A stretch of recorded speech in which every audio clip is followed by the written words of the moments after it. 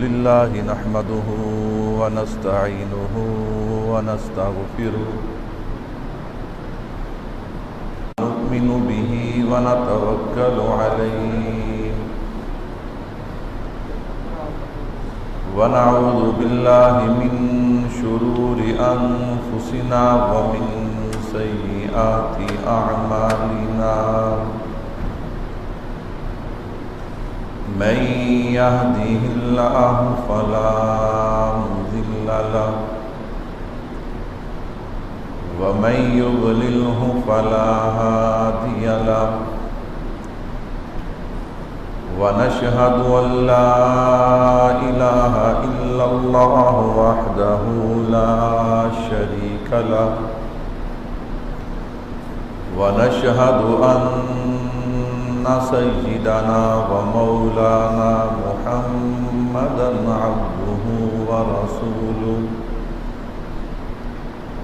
أما بعد أعوذ بالله من الشيطان الرجيم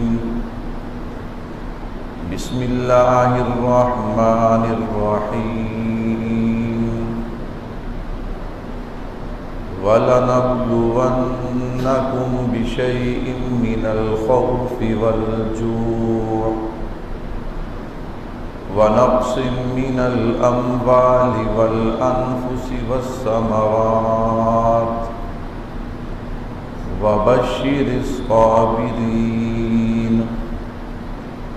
الَّذِينَ إِذَا أَصَابَتْهُم مُّصِيبَةٌ قالوا إنا لله وإنا إليه راجعون أولئك عليهم صلوات من ربهم ورحمة وأولئك هم المهتدون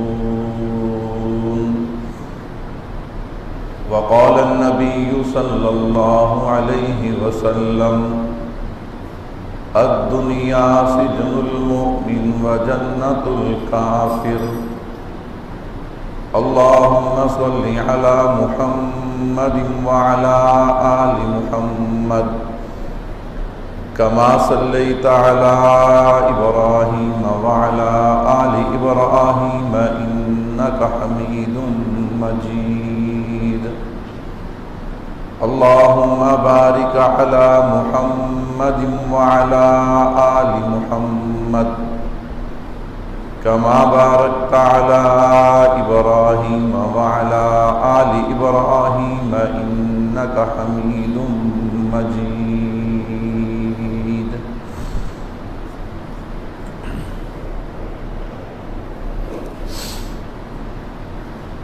میرے نہایت ہی واجب الاحترام تشریف فرما عزیز بزرگوں دوستوں بھائیوں، کلام مقدس سے ایک مقام ذخیرہ احادیث میں سے ایک حدیث مبارکہ آپ حضرات کے سامنے تلاوت کی ہیں۔ ان کی روشنی میں چند باتیں اپنی اصلاح آپ حضرات کی اطلاع کی نیت سے عرض کرنا ہے۔ اللہ سے دعا بھی ہے کہ سننے سنانے کے بعد اللہ ہم سب کو عمل کرنے کی توفیق عطا فرمائے۔ حضرات محترم، دنیا میں جب کسی انسان کا کوئی اپنا عزیز، اپنا رشتہ دار، اپنا پیارا دنیا چھوڑ کر دار آخرت اور ہمیشہ کی گھر کی طرف سفر کرتا ہے تو پھر انسان کو اپنے اس عزیز رشتہ دار اور اپنے پیارے کی جدائی پہ غم بھی ہوتا ہے، تکلیف بھی ہوتی ہے۔ اللہ رب العزت نے یہ جو خونی رشتے ہیں ان میں کشش ہی ایسی رکھی ہے، پیار ہی ایسا رکھا ہے۔ انسان تو انسان ہے، بعض دفعہ انسان اس چیز کا مشاہدہ بھی کرتا ہے کہ حیوان، جانور اب جانور کے اندر بھی اللہ نے کتنی محبت کو رکھا ہے۔ کسی جانور کا معصوم بچہ اگر مر جائے تو اس کی جدائی میں آپ اس جانور کو بھی غمگین دیکھتے ہیں، اور بعض دفعہ یوں بھی ہوتا ہے کہ اس جانور کی آنکھوں میں بھی آنسو ہوتے ہیں۔ تو یہ اللہ نے جو خون کے رشتوں میں محبت اور کشش رکھی ہے، یہ اس کا اظہار ہے۔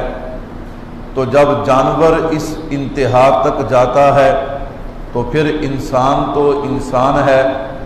جب کوئی آدمی دنیا چھوڑے، دوستوں کو بھی اس کی وفات کا، اس کی جدائی کا غم ہوتا ہے، اہل محلہ کو، شہر والوں کو، دوست احباب کو، لیکن اصل جو خونی رشتے ہیں، بھائی بھائی سے جدا ہو، بہن بھائی سے جدا ہو، خامن بیوی سے، بیوی خامن سے، والدین سے اولاد کا جدا ہونا، اولاد کا والدین سے جدا ہونا، یہ جو اللہ نے خونی رشتے رکھے ہیں، جب ان میں سے کوئی جدا ہوتا ہے تو اس جدا ہونے والے کے جو عزیز ہیں ان کے دل پہ کیا بیتتی ہے، یا یہ وہ جانتے ہیں یا ان کا اللہ جانتا ہے۔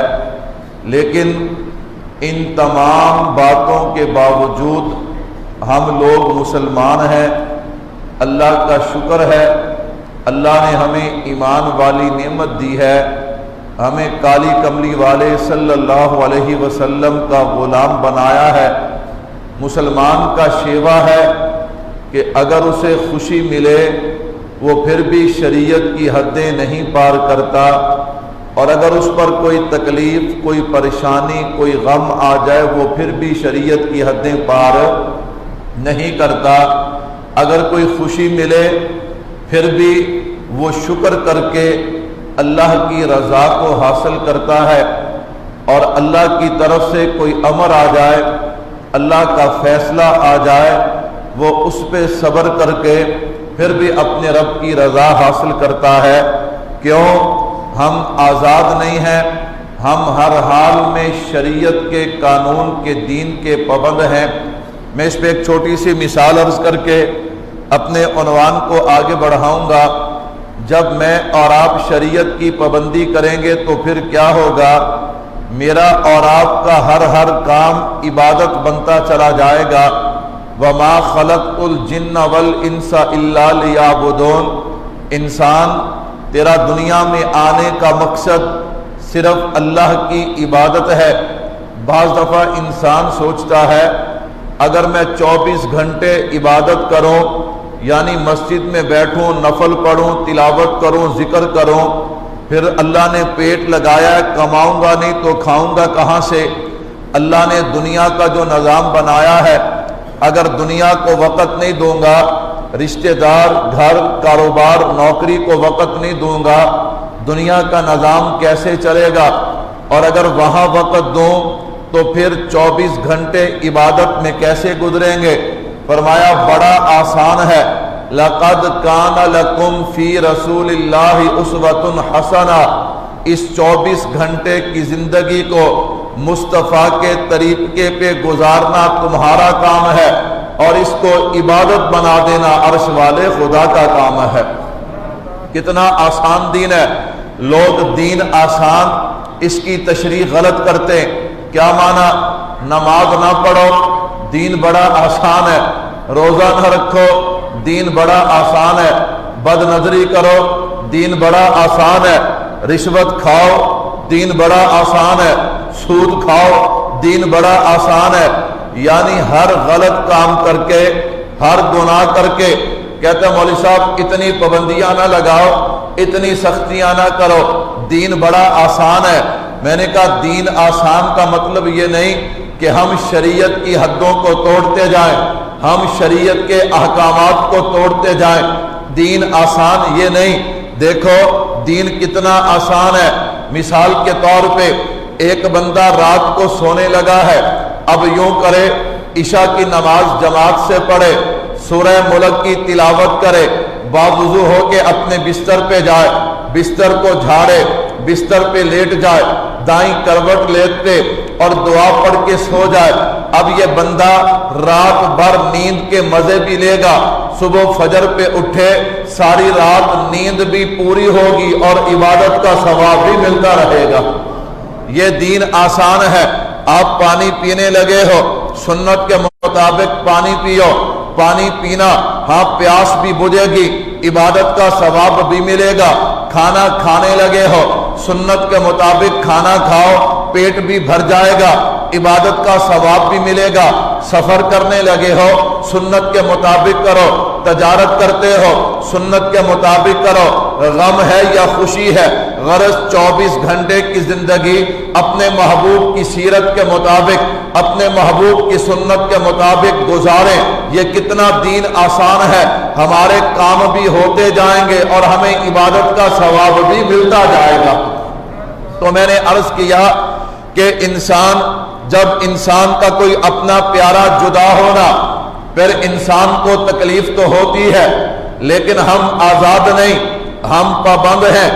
آئیے، جب کوئی ہمارا پیارا ہم سے جدا ہوتا ہے، ہر آنے والا رشتہ دار، ہر آنے والا انسان ان کے عزیز و اقارب کو، ان کے جناب والا رشتہ داروں کو تسلی دیتے ہیں، اور ایک تسلی اللہ نے اپنے بندے کو دی ہے، قرآن کریم نے اس کو نقل کیا۔ اللہ فرماتے اے انسان سن میرے پیغام کو، وَلَنَبْلُوَنَّكُمْ بِشَيْءٍ مِّنَ الْخَوْفِ، اللہ رب العزت فرماتے ہیں ضرور بھی ضرور میں تمہیں آزماؤں گا، تم پہ امتحان لاؤں گا۔ اللہ وہ امتحان آزمانا کیسا ہوگا؟ وَلَنَبْلُوَنَّكُمْ بِشَيْءٍ مِّنَ الْخَوْفِ وَالْجُوعِ وَنَقْصٍ مِّنَ الْأَمْوَالِ وَالْأَنفُسِ وَالثَّمَرَاتِ۔ کیا معنی؟ اللہ فرماتے تجھے آزمایا جائے گا۔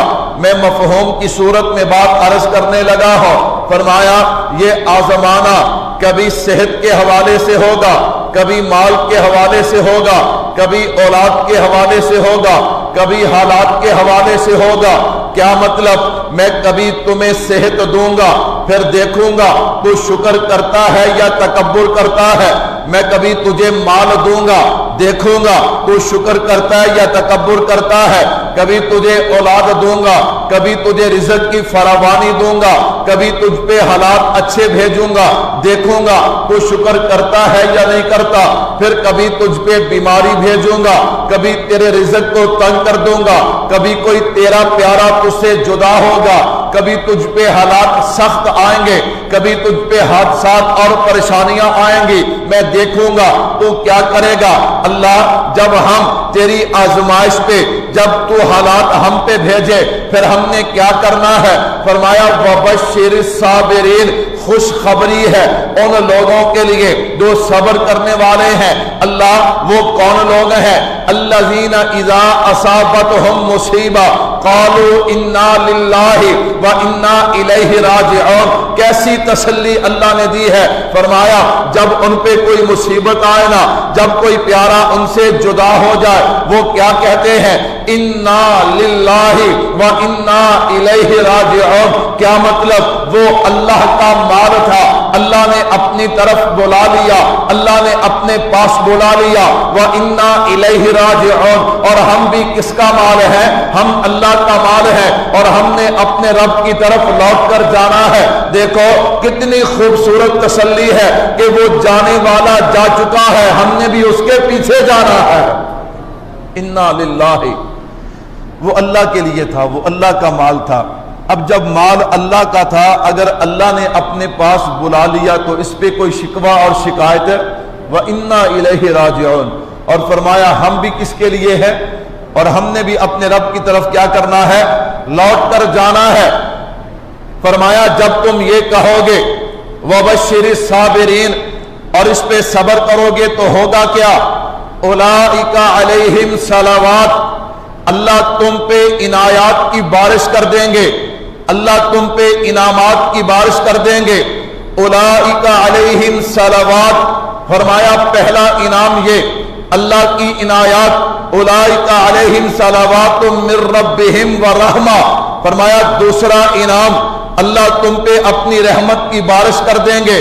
اولئک هم المہتدون۔ تیسرا انعام فرمایا یہی لوگ ہدایت والے ہیں، یہی لوگ ہدایت پر ہیں۔ تو میں نے پہلی بات عرض کی ہے، قرآن کہتا ہے اے انسان اس بات کو دل و دماغ میں بٹھا لے کہ تم پر اللہ کی طرف سے امتحان آنا ہے، یہ تیرا ایمان ہونا چاہیے، یہ تیرا نظریہ اور عقیدہ ہونا چاہیے۔ اللہ دوسری جگہ فرماتے ہیں الف لام میم احسب الناس ان یترکوا ان یقولوا آمنا وهم لا یفتنون، کیا لوگ گمان کرتے ہیں کہ ہم کہیں کہ ہم ایمان لائے اور اللہ ان کو آزمائے گا نہیں، اللہ کی طرف سے ان پہ امتحان نہیں آئے گا؟ فرمایا نا نا، ایسا نہیں ہو سکتا۔ اللہ قرآن کریم میں ایک جگہ اور فرماتے ہیں تلک الایام نداولها بین الناس، کیا مانا؟ لوگوں پہ دن بدلتے رہتے ہیں، حالات بدلتے رہتے ہیں، آج فراوانی ہے تو کل تنگی ہے، آج تنگی ہے تو مایوس نہیں ہونا، فإن مع العسر یسرا، اللہ کل آسانیاں بھی عطا فرمائیں گے۔ آج کوئی مصیبت ہے پریشان نہیں ہونا، اللہ کل خوشیاں بھی عطا فرمائیں گے۔ اگر آج خوشیاں ہیں تو کہیں یہ نہ سمجھنا کہ ہمیشہ خوشیاں ہی رہیں گی، تجھ پہ پریشانیاں بھی آئیں گی، تکلیفیں بھی آئیں گی۔ اگر آج جوانی ہے تو یہ نہ سوچنا ہمیشہ جوانی رہے گی، تجھ پہ بڑھاپا بھی آئے گا۔ اور اگر آج صحت ہے تو یہ نہ سمجھنا کہ کبھی بیماری نہیں آئے گی، آج بیماری ہے تو مایوس نہ ہونا، اللہ صحت بھی عطا فرمائیں گے۔ غرض تلک الایام نداولها بین الناس، میں سارے عنوان نہیں چھوڑتا، میں صرف چھیڑتا، میں صرف فکر آخرت موت کے حوالے سے کچھ باتیں کہنے لگا ہو۔ تلک الایام نداولها بین الناس، اے انسان یاد رکھنا اگر اللہ نے تجھے زندگی دی ہے تو تجھ پہ موت بھی آئے گی، موت بھی، اس کا دنیا میں کوئی انکار نہیں کرتا۔ لیکن اگر اس پہ صحیح معنوں میں انسان کا یقین ہو جائے، یہ یہاں سے بات یہاں پہ آ جائے تو پھر بندہ اللہ کی نافرمانی بھی، وہ بندہ جسے ڈاکٹر جواب دے دیں کہ اب تو 2 دن ہے 4 دن ہے، کیا خیال؟ وہ شراب پیے گا، وہ بد نظری کرے گا، وہ جھوٹ بولے گا، وہ سود کھائے گا، وہ رشوت لے گا، وہ نماز چھوڑے گا؟ کیوں؟ اب اسے یقین ہو گیا کہ ڈاکٹر نے کہا اب تیرے 2 سے 4 دن ہیں۔ کتنے ہیں؟ 2 سے 4 دن۔ اگر یہ کمال نہیں ہے کہ اب ڈاکٹر نے کہہ دیا تو بندہ اپنے آپ کو بدلے، یہ بھی اللہ کی طرف سے نعمت ہے۔ ابھی سکرات شروع نہیں ہوئی، اس سے پہلے توبہ کر لے، یہ بھی نعمت ہے۔ لیکن اصل کمال کیا ہے؟ ڈاکٹر کے کہنے پہ تو یقین کر لیا، قرآن تو روز کہتا ہے کل نفس ذائقۃ الموت، کہ اللہ نے جس کو زندگی دی ہے اس نے موت کا ذائقہ چکھنا ہے۔ اس نے موت کا ذائقہ کیا ہے؟ ہم کہیں جی مولوی صاحب ہم مانتے ہیں، میں نے کہا میں بھی مانتا ہوں، آپ بھی مانتے ہیں، لیکن اس کے باوجود میں اور آپ جو گناہ کرتے ہیں یہ اس بات کی علامت ہے، مانتے تو ہیں لیکن یقین ہے۔ میرے بھائیو توجہ رکھنا، موت کیا ہے، موت کا فلسفہ کیا ہے؟ حضرت امام مالک رحمت اللہ علیہ، قرآن کہتا ہے کل من علیہا فان ویبقى وجہ ربک ذو الجلال والاکرام، کل نفس ذائقۃ الموت الذی خلق الموت والحیاۃ لیبلوکم ایکم احسن عملا۔ موت کیا ہے؟ امام مالک رحمت اللہ علیہ مدینے سے بڑا پیار تھا، موت کے ڈر سے مدینے سے باہر نہیں جایا کرتے، حتیٰ کہ نفلی حج کے لیے بھی نہیں جایا کرتے تھے۔ کہیں نفلی حج کے لیے جاؤں اور مجھے راستے میں موت آ جائے، چاہتے کیا تھے کہ موت بھی مدینے کی ملے اور دفن بھی مدینے کا ملے۔ نبی کے شہر سے اتنا پیار تھا، ایک دن خواب میں اللہ کے نبی کی زیارت ہوتی ہے، فوراً عرض کیا اللہ کے نبی میری موت کب آئے گی مجھے بتا دیجئے تاکہ میں نفلی حج تو کر لیا کروں۔ اللہ کے نبی نے یوں ہاتھ کا اشارہ، 5 انگلیوں کا اشارہ فرمایا، آنکھ کھل گئی۔ اب 5 دن ہیں، 5 ہفتے ہیں، 5 مہینے یا 5 سال ہے، فکر مند ہو گئے۔ ابن سیرین رحمت اللہ علیہ خوابوں کی تعبیر کے بڑے ماہر تھے، شاگرد کو بھیجا، امام مالک رحمت اللہ علیہ نے بیٹا جا کر خواب بتانا اور تعبیر پوچھ کے آنا۔ ابن سیرین رحمت اللہ علیہ فرمانے لگے بیٹا یہ خواب کسے آیا ہے؟ حضرت آپ چھوڑیے، خواب جسے بھی آیا آپ اس کی تعبیر بتائیے۔ فرمایا سن، یہ خواب کسی عام آدمی کو نہیں آ سکتا، یہ کسی بڑے فقیہ اور عالم آدمی کو آ سکتا ہے۔ فرمایا آپ نے صحیح پہچانا، یہ امام مالک جو مدینہ کے بڑے امام ہیں، یہ ان کا خواب ہے۔ کہا جا کر بتا دے۔ اللہ کے نبی نے اشارہ کیا اور امام مالک یہ موت ان 5 چیزوں میں سے ہے جن 5 چیزوں کا علم اللہ کے علاوہ کسی کے پاس نہیں۔ وہ 5 چیزیں کون سی ہیں؟ ان اللہ عندہ علم الساعہ، نمبر 1 قیامت کب آئے گی اللہ کے علاوہ کوئی نہیں جانتا۔ وَيُنَزِّلُ الْغَيْثَ، بارش کب برسے گی اللہ کے علاوہ کوئی نہیں جانتا۔ فرمایا وَيَعْلَمُ مَا فِي الْأَرْحَامِ، ہاں عورت کے پیٹ میں کیا ہے، بچی ہے یا بچہ ہے، اللہ کے علاوہ کوئی نہیں جانتا۔ نمبر 4 انسان کل کیا کمائے گا یہ اللہ کے علاوہ کوئی نہیں جانتا۔ نمبر 5 موت کہاں پہ آئے گی، کیسے آئے گی، اللہ کے علاوہ کوئی نہیں جانتا۔ اس پر پیران پیر حضرت شیخ عبد القادر جیلانی سب کہہ دو رحمت اللہ علیہ، مسئلہ سمجھاتا جاؤں۔ لوگ کہتے مولوی صاحب بارش کب برسے گی اللہ کے علاوہ، لیکن محکمہ موسمیات والے کہتے ہیں کل بارش ہوگی، اسی وقت بارش بھی ہوتی ہے۔ آپ کہتے ہیں عورت کے پیٹ میں کیا ہے کوئی نہیں بتا سکتا، یہاں لیڈی ڈاکٹر جو الٹرا ساؤنڈ کر کے بتاتی ہے بیٹا ہے یا بیٹی ہے، تو وہ بیٹا اور بیٹی ہوتے ہیں۔ میں نے کہا یاد رکھنا غیب اسے کہتے ہیں یہ جو بلا واسطہ ہو، جو کیا ہو، یہ جو بارش کا بتاتے ہیں بغیر آلے کے بتاتے ہیں، جب درمیان میں آلہ آیا تو غیب کیا ہو گیا، غیب کیا ہو گیا۔ یا جس لیڈی ڈاکٹر نے بتایا بیٹی ہوگا یا بیٹا ہوگا، اس نے وہ بغیر آلے کے بتایا یا آلے کی مدد سے بتایا ہے، آلے کی مدد سے بتایا، تو اب یہ غیب رہتا۔ میرے بھائیوں توجہ رکھنا، فرمایا موت کب کہاں کیسے اللہ کے علاوہ کوئی نہیں جانتا۔ اس بات کو پیران پیر حضرت شیخ عبد القادر جیلانی رحمت اللہ علیہ نے بڑے احسن انداز میں سمجھایا۔ فرمایا اے بندے تیرا کفن تیار ہو کے بازار میں آ چکا ہے اور تو اسی بازار میں خرید و فروخت میں مصروف ہے، کیوں؟ تو موت سے غافل ہے۔ انسان تو لگا ہوا ہے 10 سال 20 سال 50 سال کے پروگرام بنانے، لیکن اسے پتا نہیں کہ اسی بازار میں میرا کفن آ گیا ہے اور مجھے موت کہاں کب آئے گی۔ انسان کو اس بات کا علم نہیں اور انسان اس بات سے غافل ہے۔ میرے بھائیوں موت کیا چیز ہے؟ حدیث مبارکہ میں ہے اللہ کے نبی نے فرمایا 5 چیزوں سے پہلے غنیمت جانو۔ وہ 5 چیزیں کون سی ہیں؟ فرمایا نمبر 1 جوانی کو بڑھاپے سے پہلے غنیمت جانو۔ کیا مانا؟ بہت سی عبادات ایسی ہیں کہ انسان بڑھاپے میں کرنا چاہے کر نہیں سکتا۔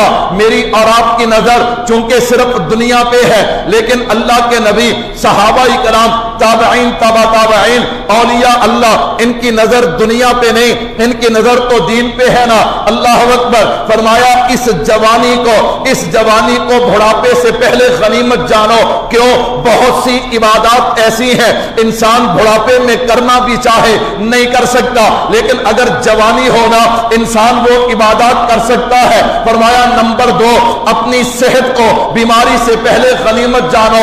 جب بندہ بیمار ہو جائے گا پھر بندہ کہتا ہے کاش اللہ مجھے صحت دیتا، میں یہ عبادت بھی کر لیتا، میں یہ عبادت بھی کر لیتا۔ فرمایا نمبر 1 اپنی فرصت کو مشغول ہونے سے پہلے غنیمت جانو۔ ہاں جب انسان مشغول ہو جاتا ہے پھر مجبور ہو جاتا ہے۔ نمبر 4 فرمایا اپنے غنا کو فقر سے پہلے، محتاجی سے پہلے غنیمت جانو۔ اللہ نے فراوانی دی ہے، اس میں جی بھر کے جتنے نیک کام کر سکتے ہو کر لو، اس سے پہلے کہ فقر آ جائے، اس سے پہلے کہ غنیمت آ، اس سے پہلے کہ تم پہ محتاجی آ جائے۔ نمبر 5 فرمایا اپنی زندگی کو اپنی موت سے پہلے غنیمت جانو۔ کیوں؟ جب موت آئے گی پھر انسان کہے گا اللہ تھوڑی سی مہلت دے دے، اللہ دوبارہ تھوڑی سی زندگی دے دے، میں تجھے ایک سجدہ کر لو، میں ایک تسبیح کر لو، پھر مہلت نہیں ملے گی۔ فرمایا اس لیے آج اپنی زندگی کو غنیمت جانو، موت کے آنے سے پہلے جب موت آ گئی تو پھر کوئی چارہ چلے گا؟ اللہ کے نبی نے فرمایا صلی اللہ علیہ وسلم فرمایا قرب قیامت میری امت 5 چیزوں کو پسند کرے گی. کتنی چیزوں کو؟ 5 چیزوں کو پسند، اور 5 چیزوں کو بھول جائے گی. اللہ کے نبی وہ چیزیں کون سی ہیں؟ فرمایا دنیا کو پسند کرے گی، آخرت کو بھول جائے گی. آخرت کو کیا ہو جائے گا؟ آج میرا اور آپ کا کیا حال ہے؟ اپنے ہاتھوں سے اپنے عزیزوں کو، اپنے پیاروں کو، دوستوں کو، رشتہ داروں کو، کتنوں کو روز دفن کرتے ہیں، لیکن پھر بھی ہمیں یقین نہیں کہ آخرت ہم نے مرنا ہے، قبر میں اترنا ہے. اور میں نے بتایا نا، جب یقین آ جائے تو پھر دنیا بدل جاتی ہے. پھر دنیا کیا ہو جاتی ہے؟ حضرت ابراہیم بن ادہم سب کہہ دو رحمت اللہ علیہ، بادشاہ تھے.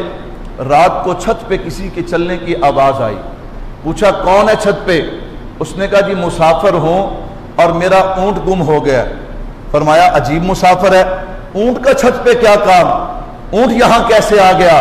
فرمایا اللہ والے سن، اگر چھت پہ اونٹ نہیں ملتا تو پھر یوں نرم بستروں پہ سو کے اللہ بھی.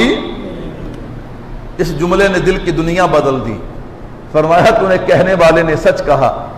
اٹھے، بادشاہت کو چھوڑا، ایک تقیہ لیا، ایک پیالہ لیا، نکل پڑے جنگل کی طرف. جب جنگل کی طرف چلے نا تو راستے میں دیکھا ایک آدمی سویا پڑا ہے. اس نے اپنا یہ بازو یوں جیسے ہم سر کے نیچے رکھ لیتے ہیں اس نے رکھا ہوا ہے. کہنے لگے اس تکیے کی کیا ضرورت ہے؟ اللہ نے تکیہ کو جسم کے ساتھ لگایا، نکالا تکیہ اور کسی فقیر کو دے دیا. سبحان اللہ.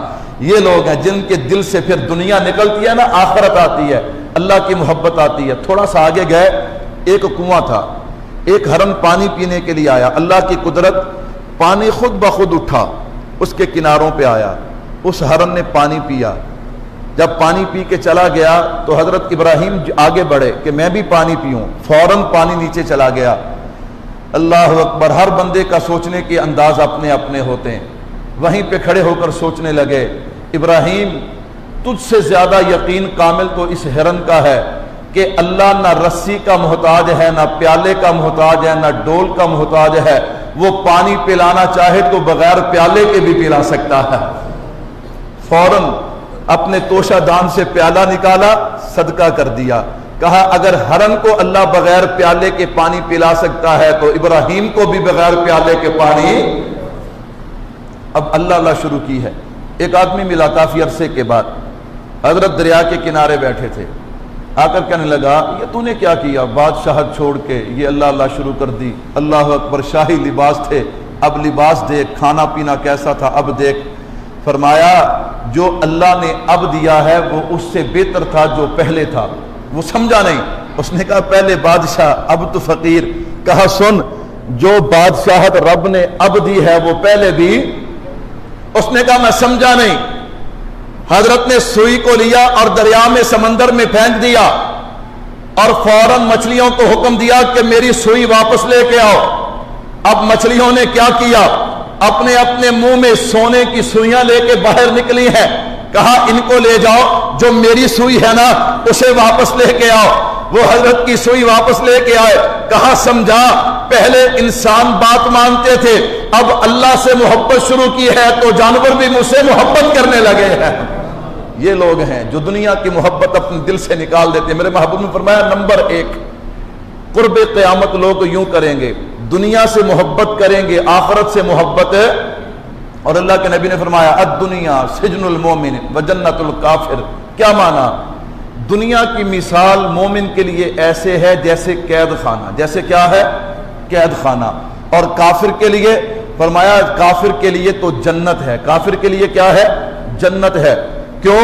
یہاں مسلمان پابند ہے. بندہ اللہ محفوظ رکھے، اگر جیل میں جائے وہاں جیل کے ہر قانون کا پابند ہوتا ہے. انسان دنیا میں، یہ دنیا مسلمان کے لیے قید خانہ ہے. یہاں ہم قدم قدم پہ پابند ہیں. اور فرمایا جب یہ قید ختم ہوگی تو پھر نصیب ہوگی جنت. کہو انشاءاللہ. اور کافر کے لیے تو سب کچھ یہیں پہ ہے. جب اس کی آنکھ بند ہوگی نا، اللہ معاف فرمائے، پھر اس کے لیے قید خانہ جہنم. فرمایا دنیا آخرت ان کی آپس میں مماثلت کیا ہے؟ میرے محبوب نے یوں سمجھایا.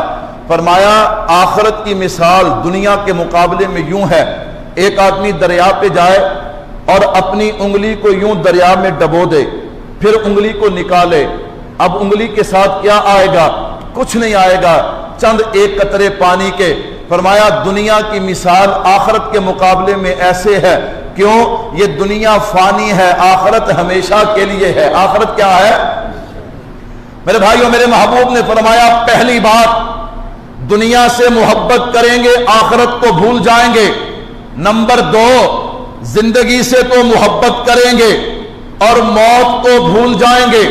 نمبر تین، فرمایا دنیا کے محل کوٹھیاں ان سے تو محبت کریں گے، وہ جو اصلی گھر ہے قبر اس کو بھول جائیں گے۔ نمبر چار، فرمایا دنیا کے مال سے تو بڑی محبت ہوگی لیکن آخرت کا حساب کتاب اسے بھول جائیں گے۔ پانچواں جملہ میرے محبوب نے فرمایا مخلوق سے تو محبت کریں گے اور خالق کو بھول جائیں گے۔ اس کا کیا معنی، اس کا کیا مفہوم ہے؟ آج دیکھو لوگ مخلوق سے محبت کرتے ہیں لیکن خالق کو بھول جاتے ہیں۔ اس کا مفہوم کیا ہے؟ میں مثال دوں گا تو بات کھل کے سامنے آئے گی۔ آج لوگ کیا کہتے ہیں؟ اللہ کسی کو کوئی خوشی عطا کرے نا تو لوگ مشورہ دیتے یار یہ کام نہ کرنا، یہ شریعت کے خلاف ہے۔ وہ کہتے ہیں جانتا تو میں بھی ہوں لیکن کیا کرو، مجبوری ہے، بیوی کی مجبوری ہے، ہاں بیٹوں کی مجبوری ہے، رشتہ داروں کی مجبوری ہے۔ اب ایک طرف خالق ہے ایک طرف مخلوق ہے، ہم کیا کرتے ہیں؟ ہم اولاد کو خوش کرنے کے لیے، مخلوق کو خوش کرنے کے لیے اللہ کے حکم توڑ دیتے ہیں۔ اسی طرح بہت سی مثالیں ہیں دنیا کے اندر کہ ہم اس موقع پہ جانتے بھی ہوتے ہیں یہ کام غلط ہے، شریعت کے خلاف ہے، اللہ اس سے راضی نہیں، ناراض ہوتے ہیں، محبوب بھی اس سے ناراض ہوتے ہیں، لیکن ہم محض دنیا کو خوش کرنے کے لیے ہم کیسے صاحب ایمان ہیں؟ ہمیں پیار تو اللہ سے ہے، ہمیں محبت تو اپنے محبوب سے ہے، لیکن یہ کام کرتے ہوئے ہم ذرا برابر نہیں سوچتے کہ بیٹے تو خوش ہو جائیں گے، اولاد تو خوش ہو جائے گی، بیوی تو خوش ہو جائے گی، برادری تو خوش ہو جائے گی، لیکن اللہ ناراض ہو جائے گا۔ یہی میرے محبوب نے فرمایا قرب قیامت مخلوق سے تو محبت ہوگی لیکن خالق کو کیا کریں گے؟ بھول جائیں گے۔ ہمارے ایک بزرگ تھے، وہ فرمایا کرتے تھے تین چیزیں انسان کو کبھی نہیں بھولنی چاہیے۔ وہ تین چیزیں کون سی ہیں؟ فرمایا نمبر ایک، سب سے پہلی چیز ہر وقت ذہن میں رہنا چاہیے یہ دنیا فانی ہے۔ یہ دنیا کیا ہے؟ اور اس کی ہر چیز نے اجڑنا ہے۔ اس کی ہر چیز نے کیا ہے؟ اس کی ہر چیز نے اجڑنا ہے۔ آپ دیکھ لیں جس پہ بھی بہار آتی ہے اس پہ خزاں، آپ دنیا کا کوئی مثال پیش کریں کہ نہیں مولوی صاحب فلاں چیز پہ بہار آئی ہے پھر اس پہ خزاں نہیں، لیکن یاد رکھنا جن چیزوں کا تعلق میرے محبوب کے ساتھ ہے، دین کے ساتھ ہے، دین کی بہاریں ہمیشہ کے لیے ہیں، اور جو چیزیں دین سے جڑ جاتی ہیں ان کی بہاریں بھی۔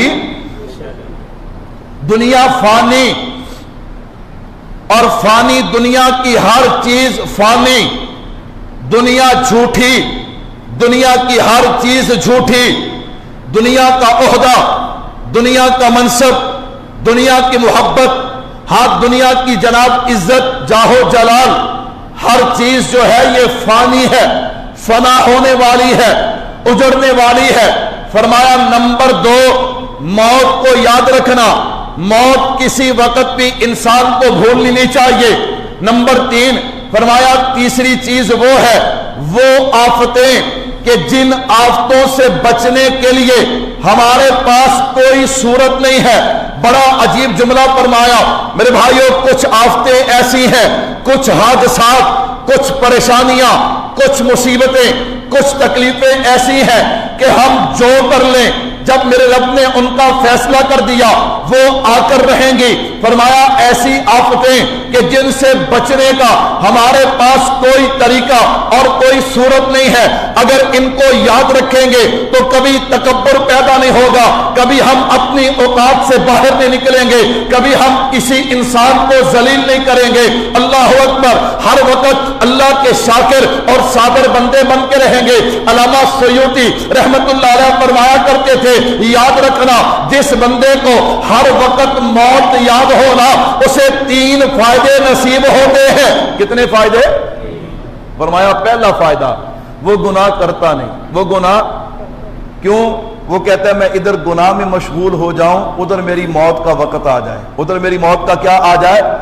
اور فرمایا جو بندہ جس حال میں مرے گا قیامت والے دن اسی حالت میں اٹھے گا.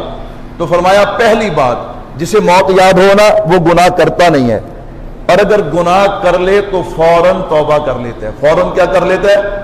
توبہ کر لیتا ہے. نمبر 2 فرمایا دوسرا فائدہ، یہ بندہ کبھی لالچی نہیں ہوگا. جس بندے کو موت یاد ہونا وہ کبھی لالچ نہیں کرے گا. کیوں؟ اللہ اسے جو دے گا وہ اس پہ شکر بھی کرے گا اور صبر. کیوں؟ اسے پتہ ہے کہ آج کا دن تو مجھے نصیب ہوا ہے، شاید کل کا دن نصیب ہو، یا اسے موت پہ یقین ہے نا کہ موت آنی ہے، موت آنی ہے. اور فرمایا تیسرا فائدہ کیا ہے؟ اللہ اکبر. فرمایا اس کو تیسرا فائدہ، دوسرا فائدہ یہ کہ تھوڑے پہ کیا کر لیتا ہے؟ قناعت کر لیتا ہے. اور فرمایا تیسرا فائدہ یہ ہے اسے عبادت میں سرور ملتا ہے. عبادت میں کیا ملتا ہے؟ آج جمعہ پڑھنے آئے، اسے یقین ہے کہ موت آنی ہے، پتہ نہیں آئندہ جمعہ نصیب ہوگا کہ وہ پورے اخلاص کے ساتھ خشوع و خضوع کے ساتھ جمعہ پڑھے گا، تلاوت کرے گا، دعا مانگے گا کہ آج ظہر کی نماز جمعہ نصیب ہوا، عصر پتہ نہیں نصیب ہوگی کہ نہیں ہوگی، ہاں جناب آئندہ جمعہ نصیب ہوگا کہ نہیں ہوگا. میرے بھائیو توجہ رکھنا، وقت ہو رہا ہے میں بات کا خلاصہ اور نچوڑ دینے لگا ہوں. موت، فرمایا موت کیا ہے؟ کل نفس ذائقۃ الموت، کہ موت کے ذائقے سے کوئی بچنے والا نہیں. میرے اور آپ کے پیارے محبوب محمد مصطفیٰ صلی اللہ علیہ وسلم، میرے محبوب کا آخری وقت ہے. یوں اما عائشہ صدیقہ رضی اللہ تعالیٰ عنہ کی گود ہے. میرے محبوب پہ بار بار غشی کے دورے ہیں. یوں پانی کا پیالہ قریب پڑا ہے. میرے محبوب کو جب ہوش آتا تو یوں پانی میں ہاتھ ڈالتے اور یوں اپنے چہرہ مبارک پہ پھیر لیتے. کمزوری بڑھتی جا رہی ہے. اسی اثنا میں حضرت فاطمہ الزہرا رضی اللہ تعالی عنہ اپنے ابا کے قریب بیٹھی ہے. دروازے پہ دستخط ہوئی. حضرت فاطمہ الزہرا رضی اللہ تعالی عنہ دروازے پہ گئیں. کون ہے؟ فرمایا ایک دیہاتی ہوں اور آپ کے والد سے ملاقات کرنا چاہتا ہوں. حضرت فاطمہ الزہرا رضی اللہ تعالی عنہ نے فرمایا میرے والد کی حالت اس وقت وہ بیماری کی حالت میں ہے، ملاقات نہیں ہو سکتی، لیکن یہ ملاقات پہ اصرار کرتا ہے. حضرت فاطمہ رضی اللہ تعالیٰ عنہ نے ذرا سختی کے ساتھ فرمایا میں نے تجھے کہا نا میرے والد کی طبیعت ٹھیک نہیں ہے، اس وقت تیری ملاقات نہیں ہو سکتی. میرے محبوب کے کانوں میں آواز پڑی. فرمایا فاطمہ اس سے کیوں جھگڑتی ہے؟ یہ تو وہ ہے جو بادشاہوں کے پاس جائے، جو امیروں کے پاس جائے، جو شہنشاہوں کے پاس جائے، جو نبیوں کے پاس جائے، اجازت نہیں لیا کرتا، بغیر اجازت کے جایا کرتا ہے. یہ تو تیرے باپ کا احترام ہے، یہ تو تیرے باپ کی شان ہے، یہ تو تیرے باپ کی عظمت ہے، یہ کوئی اور نہیں، یہ تو ملک الموت جبرائیل حضرت اسرائیل ہے. لیکن اندر اس لیے نہیں آ رہے کہ تیرے والد کا احترام کر رہے ہیں، تیرے والد کا حیا کر رہے ہیں. میرے بھائیوں جب امام الانبیاء صلی اللہ علیہ وسلم ان کے ساتھ یہ معاملات ہیں، ہم کہاں، میں اور آپ، میرا اور آپ کا کیا مقام ہے؟ تو قرآن کہتا ہے کل نفس ذائقۃ الموت، جس کو بھی اللہ نے زندگی دی ہے اس نے موت کا ذائقہ چکھنا ہے. لیکن ایک بات ذہن میں رکھنا، ہماری موت اور ہے، نبی کی موت، ہماری موت اور ہے، نبی کی موت اور ہے. انشاءاللہ میں اس پہ مستقل عقیدہ حیات النبی صلی اللہ علیہ وسلم، ہمارا عقیدہ ہے کہ جب عام انسان کو موت آتی ہے اس کی روح جسم سے نکل جاتی ہے. کیا ہو جاتی ہے؟ محبوب کی روح نکلی نہیں ہے، دل میں سمٹی ہے، اللہ نے دوبارہ اسے جسم میں پھیلا دیا ہے. اللہ نے میرے محبوب کو قبر کے اندر اس حیات سے بھی بہتر حیات عطا کر دی ہے. کہو سبحان اللہ.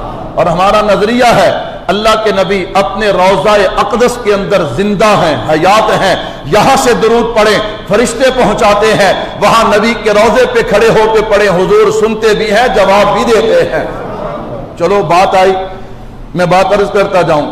ابھی ہمارے مفتی صاحب ہیں، مفتی عبدالواحد قریشی صاحب دامت برکاتہ اللہ علیہ. آپ میرا مزاج جانتے ہیں، میں کبھی کسی سیاسی جماعت، کسی سیاسی مسئلے پہ گفتگو نہیں کرتا. کیوں نہیں کرتا؟